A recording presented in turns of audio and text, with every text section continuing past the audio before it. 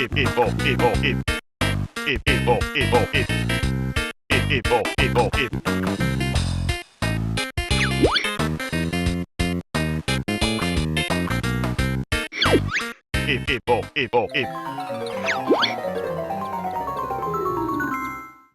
legendary platformer on the Nintendo 64 had its best entries on the console, but that wasn't the only console to get Banjo Kazooie goodness. Oh no! After the Microsoft acquisition of Rare, Banjo would make his return on the Xbox 360. But before this, he had a few entries on another Nintendo console, the Game Boy Advance.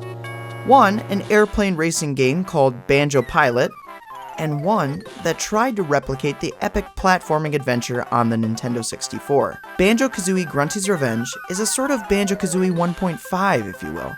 The game takes place after the events of Kazooie and before Banjo Tooie. And you know, it's packed with tons of details and mysteries.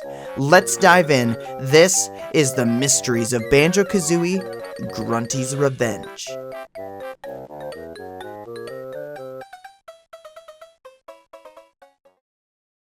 Invincible Fish. In Banjo's house in Kazooie and in Nuts and Bolts, we find good old Royston, Banjo's pet goldfish.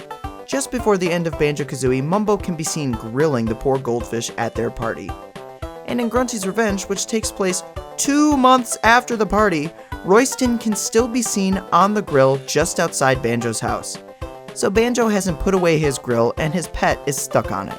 That's layered levels of lazy. But we know from what happens in Tooie, Royston is thrown under a boulder when Banjo's house is blown up by Grunty. So this fish has somehow survived being grilled, sitting out on the grill in the sun for 2 months, and being stuck under a boulder for an undisclosed amount of time. This fish is indestructible. He teaches us how to swim fast in Tooie, but I wonder if he was taught anything about the power of golden feathers, the only thing in the Banjo universe that makes you invulnerable, as far as I'm aware. Whatever the case, somehow this fish has survived, and some might even say he's...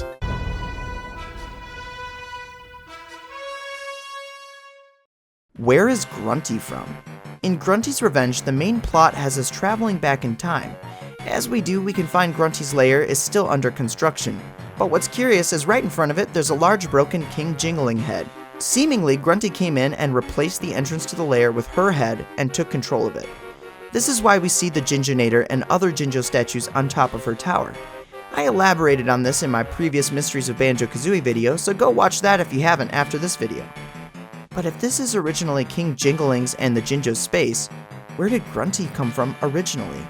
We may never know for sure, but it seems at the very least she traveled around being a student of Mumbo and potentially doing the whole fortune teller thing. Curiously, in the box art for Banjo Kazooie, Grunty can be seen with a red ring around her finger and she's giant.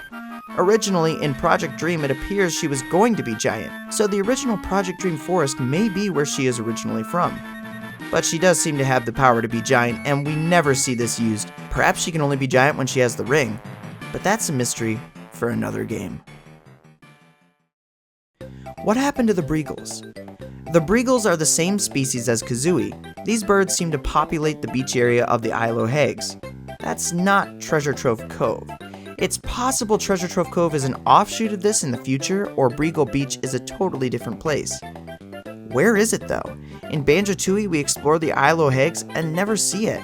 We can assume it's on the outside somewhere along the water, but we have no definitive location. We can also see Bregull imagery and statues and such that we never really see anywhere else in the Isle o' Hags. It's possible it exists still and we just don't go near it, but since we never see any other Breegulls anywhere else in the Isle o' Hags, and we never go back to it, and when we saw it, it was in the past, it almost feels like the beach is no more. Or at least, the Breegulls. Grunty does take them all hostage, and we do know that the Grunty we're chasing is the mecha one from the future. The original in this timeline still exists. And remember, she is a fortune teller. Perhaps she was aware of a Bregull that would play a part in her demise, so she wiped them out. With the exception of one who took refuge and hid in a blue backpack found by a bear who came to the island from the northern Cremisphere and landed on the beach. It's all connected. Ghost Pirate.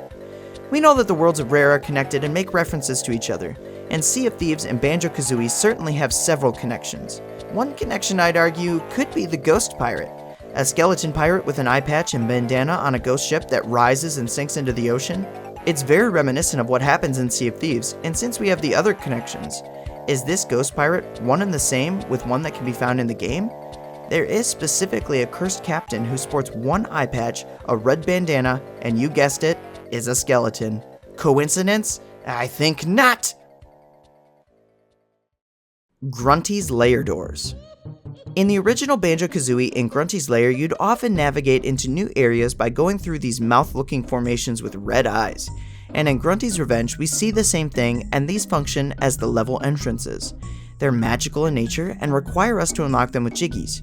But the one thing is, these are on the outside of Grunty's lair in the past, but in the present, they're in the lair. There's no way these are natural. There are two ways to look at this. One, they're portals and Grunty controls them. Or two, Grunty's using magic to block off areas of the world. I actually think it's the latter. She simply doesn't want us interfering, and I think this is specifically present Grunty. Past Grunty has no idea what's going on, and it makes you wonder why they didn't team up. Further supporting these aren't portals is we have teleport pads all over the place, so these are just barriers, pure and simple. But they don't seem to function that way in the original game. Grunty had to use magic note energy doors. Maybe she was just trying something new in Grunty's Revenge. Mumbo is still learning? Sort of a plot hole here. Mumbo stated to still be learning in the instruction manual for Grunty's Revenge, yet we know that he was Grunty's teacher. Well, it's not necessarily a plot hole, so let's run with it. Mumbo was still learning, but decided to teach Grunty what he knew so far, and she, wanting to get ahead, discovered dark magic and learned quickly. I believe this dark magic comes in the form of Cheeto. Cheats are regarded as dark magic in the world of Banjo Kazooie, and Grunty wants to be the only one to be able to use them. Well, her and her sisters, I guess. Now that I'm thinking about this though, I wonder what Mumbo's motivation was for teaching Grunty in the first place. I mean, we know he has a weakness for women, but it's Grunty. She's gross. What is he thinking? Jinjo Oracle. In the same vein as the Jinjonator, the Jinjo Oracle is a tall statue. It's addressed as a she and will tell you gossip she hears from Jinjos. Is this thing alive or a statue? Previously, when I've talked about the Jinjonator, I believed it was an ancient Jinjo technology, and I believe that about this as well. This essentially functions as an AI assistant, but rather than getting information from online, it gets it from Jinjos themselves. But with no Jinjos around, there's no info, which is why we need to find them.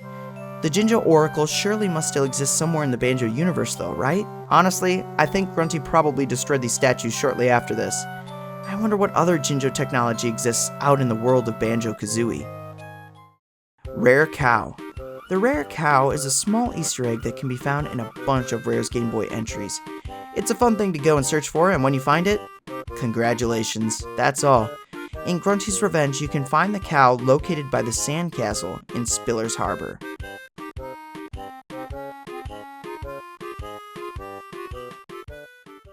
Manor Passage. Probably the biggest mystery I came across when playing this game is in Monster Mansion. When you progress through the first floor, you reach the stairwell. If you navigate to the left, you see a boarded up doorway. There's no way to get this open or get around it. It's seemingly blocked off. What could have been behind it? I'm so curious. The world may never know. Maybe it was Logo.